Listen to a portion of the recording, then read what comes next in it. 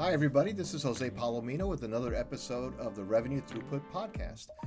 And with us today is leadership coach Jon Dwoskin. And Jon built his own business, has sold them, and he's worked with leaders at all levels. And his goal, because he thinks big, is to coach through his content, which is prodigious, through his actual practice. He wants to coach 1 billion people to think bigger and be more successful.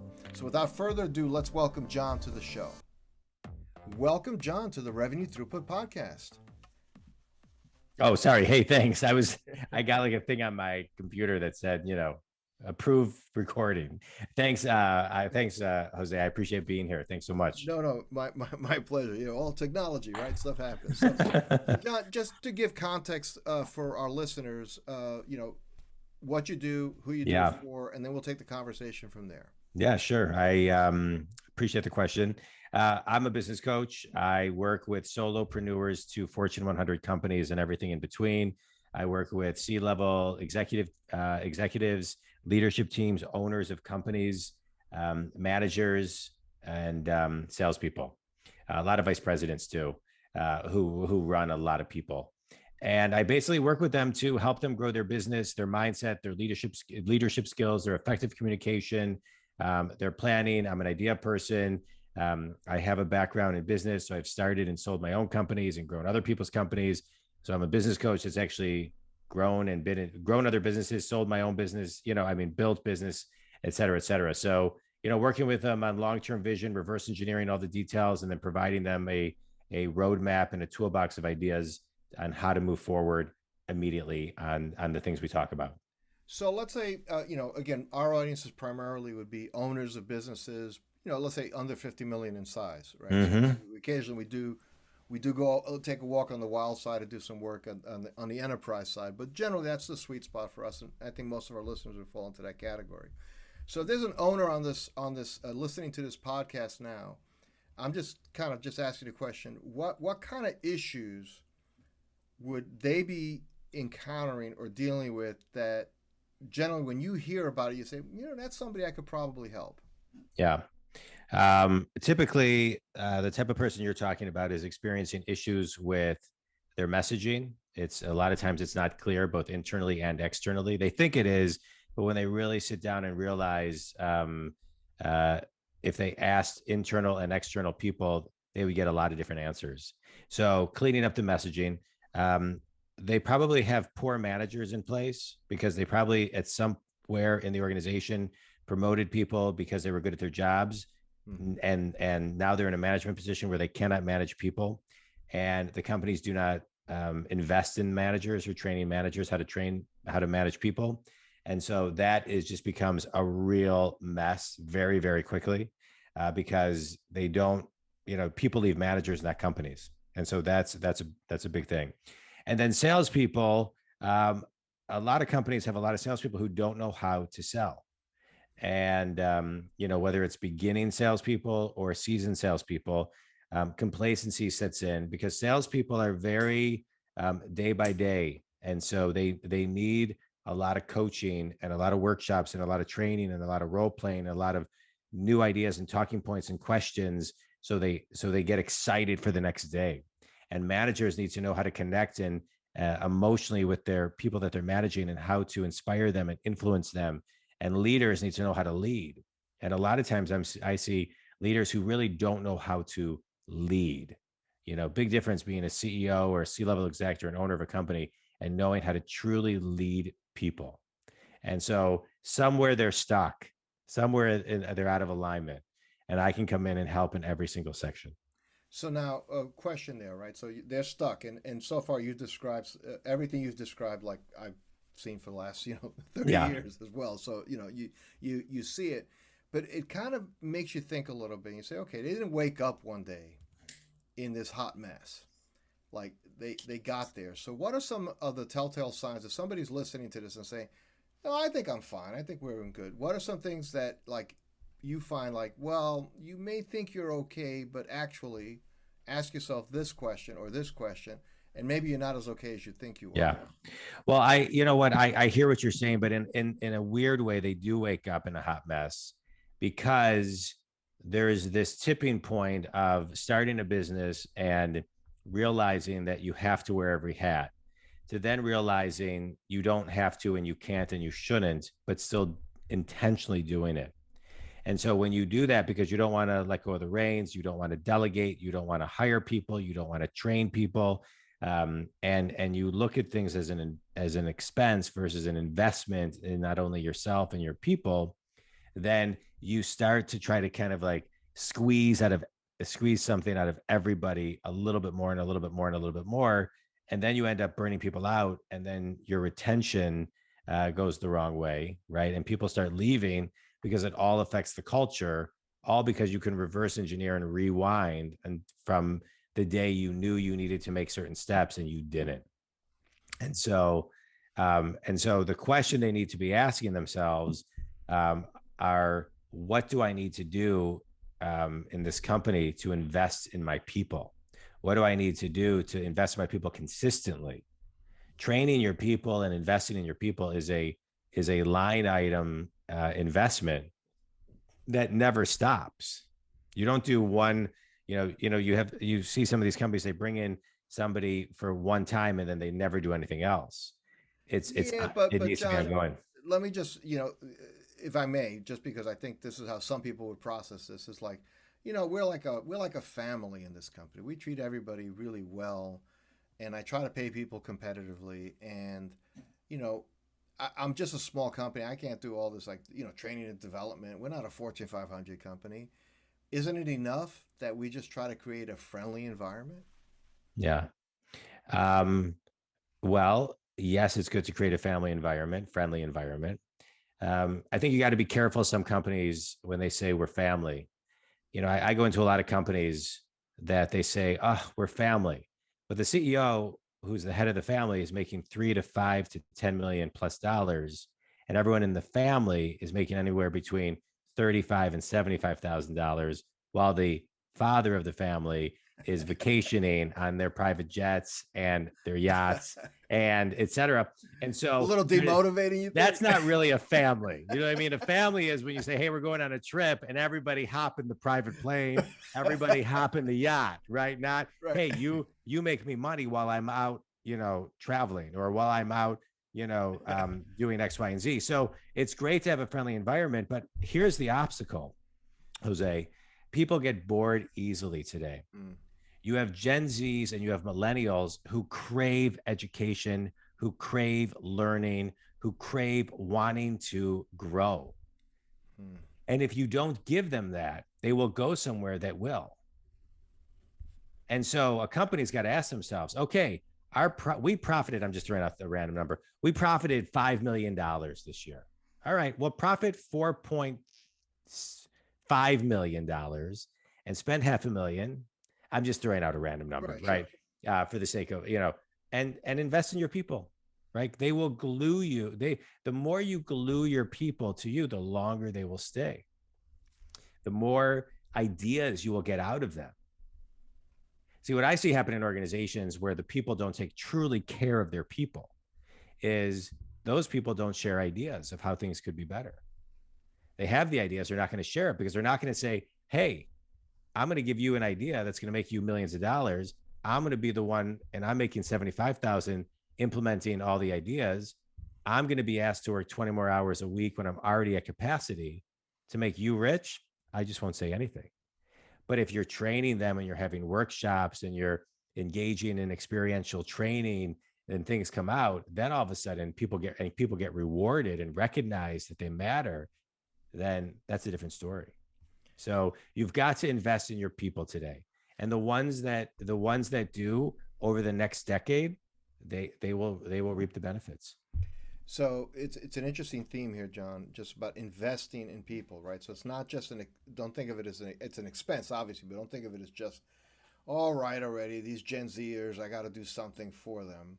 That seems like the wrong attitude to go at it with. It's actually not seeing the real potential, right? And then you talked about innovation and Well, wait, hold on. But the opposite, the best part about that is the Gen Zs and the millennials will teach the 40s, 50s, 60s, 70s, and 80-year-olds just as much as as they're being learned. because they're coming to the world with different lenses and perspective of technology, raised on technology, raised with, with innovation. And so it's no longer like, hey, you started day one, your mentor is this person, be quiet and don't say anything. Mm-hmm. Now it's, okay, share with us what to do, right? It used to be in an organization, there was a tech problem and everyone's like, oh my God, call IT. IT is still a critical part, but get the 22-year-old in here to help me fix my computer. Right. Right. So it's a two-way street. A lot of companies that that I know of and that I work with are doing accountability and mentor programs where they're pairing up the 20 something with the 60 something, the 30 something with the 60 something, right? Because the different generations teach each other so much. And the younger generations keep the older generations youthful, and the older seasoned generations keep the younger people seasoned and add wisdom to their already accelerated knowledge of technology and innovation and the way they think. Right. So like I still have a high schooler at home, and he's our internal in-house tech support. Right. See, right. That's what I'm saying. Right. Right. He How absolutely old? is. How old? He's 17. He's 17. Right. Okay. Yeah. So, but it's amazing how much technology we have in an average house when you start talking about, Wi-Fi and routers and different devices and, Apple TV. And so and I grew up in technology, so I'm Right. fairly familiar with it, right? But I'm of a different generation, obviously. So I just say I can't bother with it. And Correct. I call my son, I say, just make this happen. And he says, sure. And it's Yeah. like 2 minutes later he's done, and it's right and it works. Right. So, I grew up, I out of college started an internet company that I sold to the largest internet professional service firm in the world. And I don't know how to connect my printer to my computer or my phone to my computer. I give it to my 15-year-old daughter. She's like, boom, boom, boom, boom, boom, done. what's wrong with you, Dad? Correct. My IT guy is a kid in the neighborhood named Evan Krasnick, who started a business. He's 21, I think, or 22. Everyone in the community uses him. I have an issue with my computer now. He's coming over Thursday at 5 o'clock. He'll be home from University of Michigan, and he's coming to check out my computer. That's my IT. And I've been using them for 3 years. Wow. Yeah. Wow. So so you have this changing world, right? So that's like Right. a meta theme I hear, like certainly generational changes, Yeah. technology changes, and so on. And I've just, obviously threw out a straw man of that owner or that leader who maybe is thinking like, gee, things used to be easier. Uh-huh. Now I got to really get into what like people like and what they care. And in the old days that you would maybe the levers are primarily comp or the ability for you to hang on to your job, right? Like, Right. so there was a fear of loss of job that kept a lot of people in line. But you hit on something else, which is you're still not getting people's best if you Mm-hmm. approach it that way. Correct. So when you coach somebody at let's say first line, I don't know if you get down to first line manager who has like now for the first time has 4 or 5 people working for them. What Yeah. are some things that really they should be that you think are like fundamental building blocks of that first line leadership? Because I think a lot of smaller businesses have people, and you alluded to it, that Yeah. got promoted to roles because they had technical competence, Correct. but they never had leadership training or leadership competence. No. So, what are some handles or handholds we can give somebody? Sure. Um, and if you are managing people, every meeting you have should have an agenda. And however long it is, you should cut it in half the time.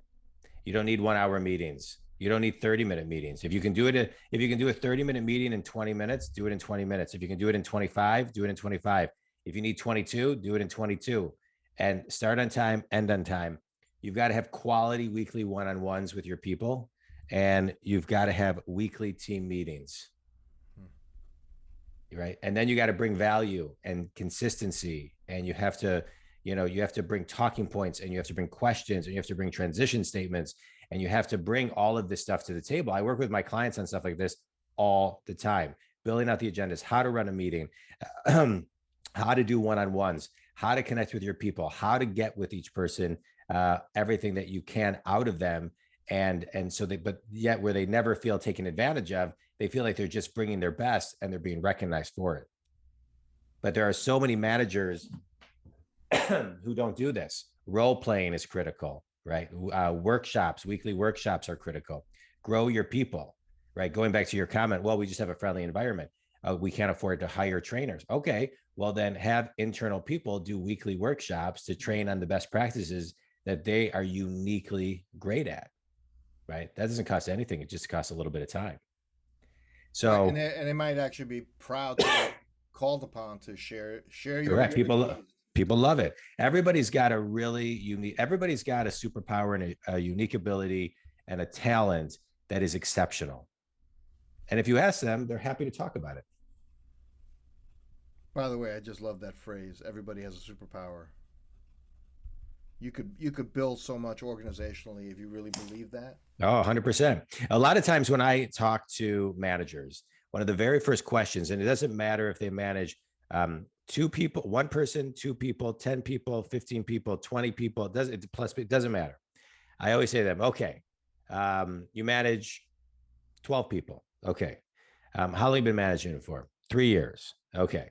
On a scale from 1 to 10, how much do you think they like you? Maybe a 6 or a 7. Okay. Why do you think that is? I don't know. I said, okay, well, I have one question for you. What is every person that you manage? What is their one personal driver? Their Hmm. driver that gets them up every single morning. And they were like, and they say to me, I don't know what that means. And I say to them, that's why you're a 6 or 7, which means you're probably a 4 or a 5. And the reason is because you don't know your people. And if you know your people and you know what drives them, really what drives them to the core of their soul. When I managed people, I understood what drove them to their soul. So I could have a team meeting with 40, 50 people in it. But then my one-on-ones and my walking and talking, I would zoom in and say the same thing I said at my meeting, but to them using specific words based on their drivers of what spoke to them personally. That's the secret of management. So a lot of times when I'm working with managers, we're going through each person and dissecting and diving deep. But until you know the drivers of people you manage, you'll never get a 10 out of 10 from your people, because then you're just a generic speaking manager, right? Go do it, troops, rah rah. And then the one-on-one is you can do it, right? Rah rah.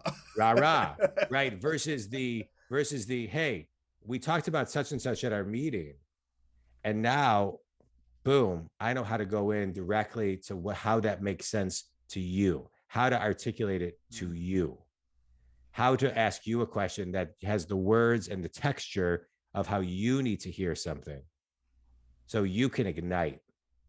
That's the secret to management. Now, what about the manager saying, "Well, yeah, I've tried. Let's just say I've tried. I've tried to get close to my people, and I've asked them some questions, and candidly, they don't know how to answer that question. They're not No, sure." I would say candidly, you don't know how to ask it. There's Okay. no try, there's only do. And Okay. it's not their responsibility to change for you. It's your responsibility to change for them. A manager has to be in a way a chameleon, because you have to be able to morph and to settle in to connect with your people. They're just doing their job. They're not there to have to change or not be themselves. They're going to be themselves.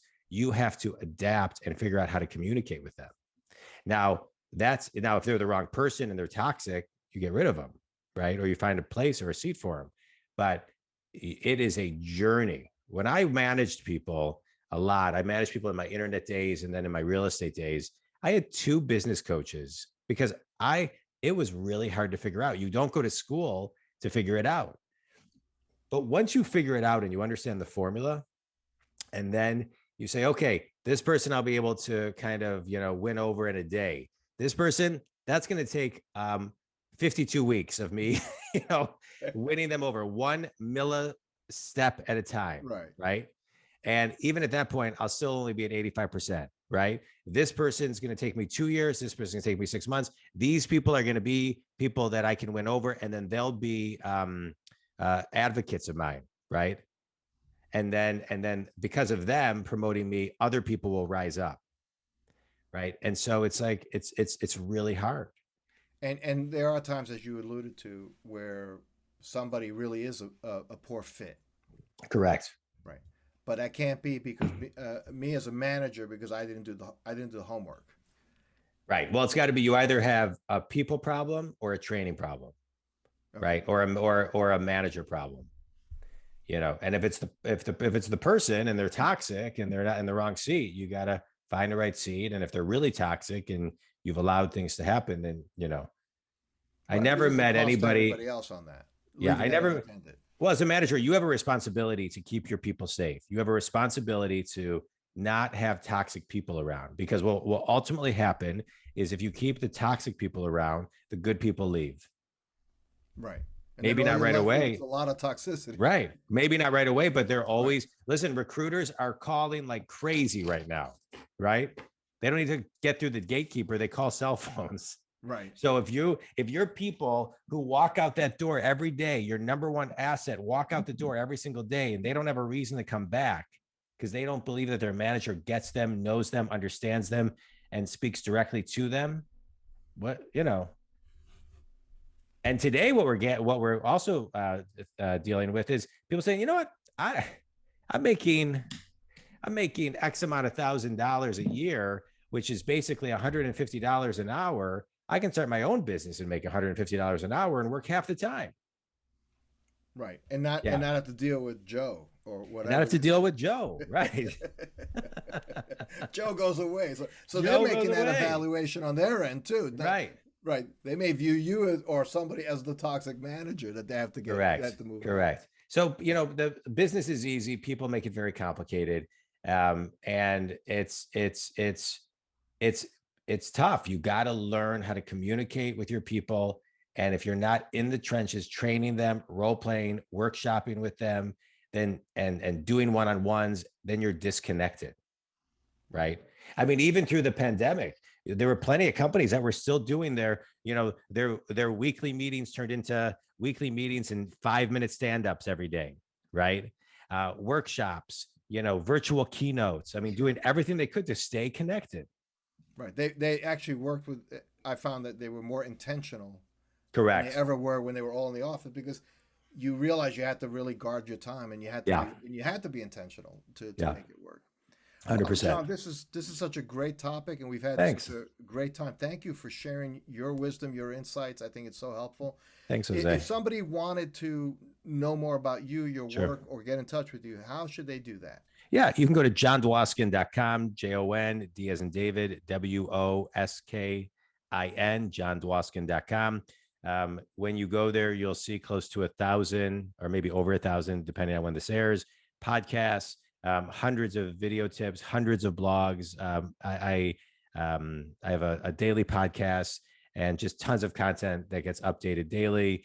I'm a coach. I do one-on-one coaching. I offer a bunch of group coaching options that are that can fit into many people's budget.